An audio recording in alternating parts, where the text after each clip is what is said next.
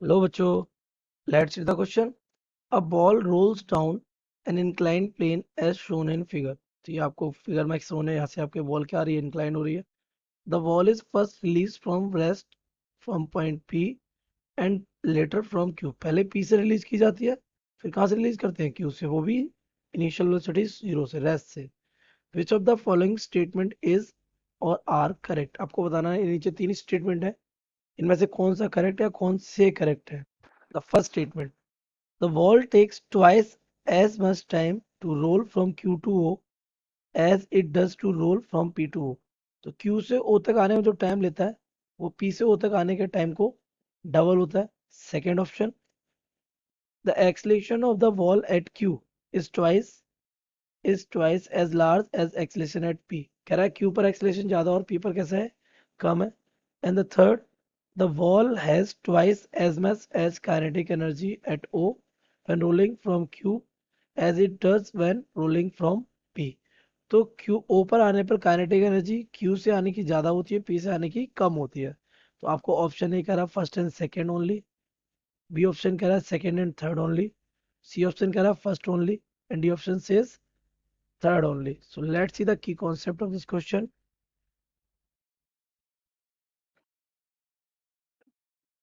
The key concept of this question is कि बेटा जब आपकी बॉल यहाँ से रोल हो रही होगी तो ये आपकी डाउनवर्ड आ रही होगी, और डाउनवर्ड आ रही होगी तो उस पर क्या, एक एक्सेलेरेशन वर्क कर रहा होगा। That x this is the motion is under acceleration. और एक्सेलरेशन के अंडर जो मोशन का जो डिस्टेंस, और distance is equal to S is given by u t plus half a t square. So this is the key concept कि हमें distance को देखना है यहाँ पे, क्योंकि वो डिस्टेंस की बात कर रहा है, एक्सेलरेशन की बात कर रहा है, एक्सेलरेशन भी चेक करना है हमें, है ना। सो सॉल्व करते हैं इस क्वेश्चन को। तो फर्स्टली हमारा यहाँ पर ये जो एंगल है ऊपर, दिस इज थीटा। तो अगर ये थीटा है तो किसी भी पॉइंट पर अगर हम इसका, मान लिया ये बॉडी हमारी यहाँ थी, चेक करें तो इसका एम जी कहाँ लग रहा होगा, downward. If m g is downward तो इसका कंपोनेंट कौन सा, ये वाला, this will be the m g sine theta. ये ये इसको कहाँ लेके जा रहा होगा, डाउनवर्ड। तो एक्सेलरेशन चाहे पी पर देखें चाहे क्यू पर देखें, क्योंकि acceleration force is what, m a is equal to what, m g sine theta.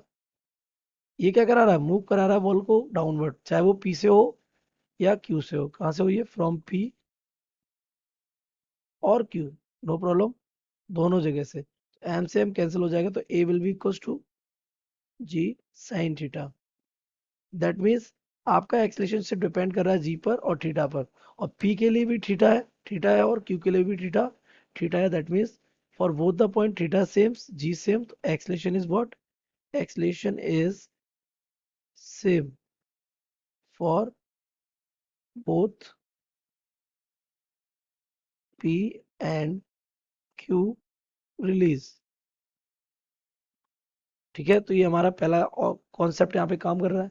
Now अगर हम डिस्टेंस की बात करें तो मान लियो ओपी हमारा कितना है, सपोज करते हैं जो ओपी इज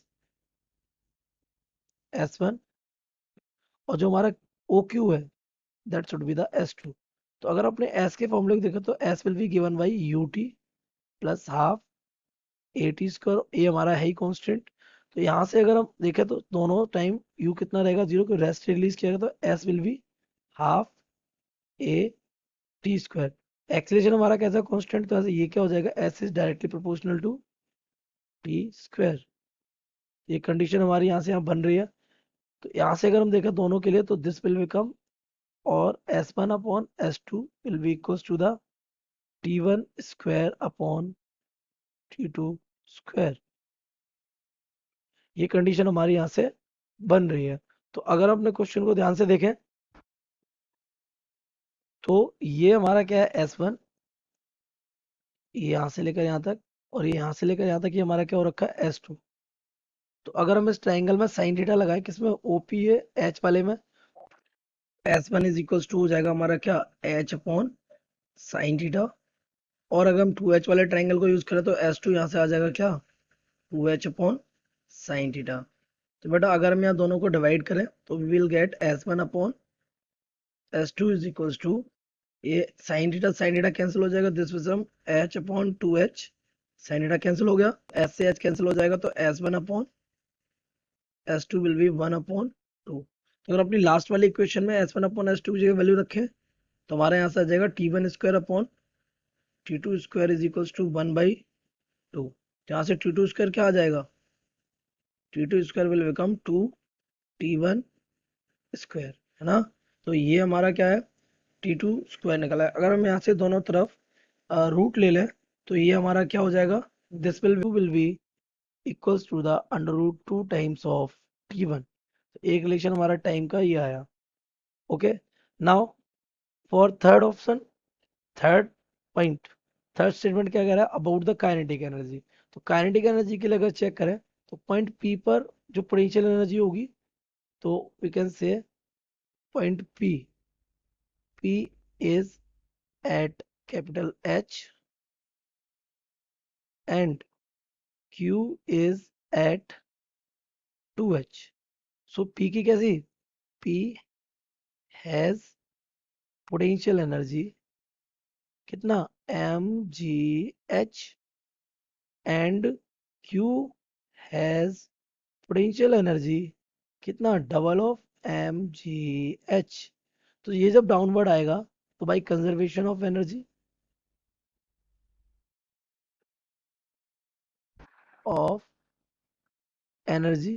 तो एनर्जी के कंजर्वेशन से अगर चेक करेंगे तो ये हमारा काइनेटिक एनर्जी होगी, that becomes be fully converted into mgh। और जब ये हमारा फुली नीचे आएगा तो इसकी kinetic energy will be converted into, ये किसके लिए, Q के लिए, किसके लिए, P के लिए, 2mgh। तो KQ हमारा कैसा हो रहा है, ग्रेटर हो रहा है किससे, KP से। तो अगर अपने सारे स्टेटमेंट्स को चेक करें तो first statement says the ball takes twice much time to roll from Q. नहीं, हमारा टाइम कैसा कैसे रिलेट हो रहा है, time is relating from root 2 times, so it is incorrect, first option is incorrect. For second statement, the acceleration of ball at Q is twice as large as point P. ये हमने पहले ही देखा, दोनों point का acceleration हमारा कैसा है, same है, ठीक है। अगर सेम है तो ये वाला स्टेटमेंट भी क्या हो जाएगा, गलत हो जाएगा। थर्ड क्या कह रहा है, the ball has twice the much kinetic energy at O rolling from Q. Yes, कि क्यू की काइनेटिक एनर्जी पी की काइनेटिक एनर्जी कैसी है, ट्वाइस है। तो this statement is true only, so we can say that option D, third only is the correct option. So we can say the correct option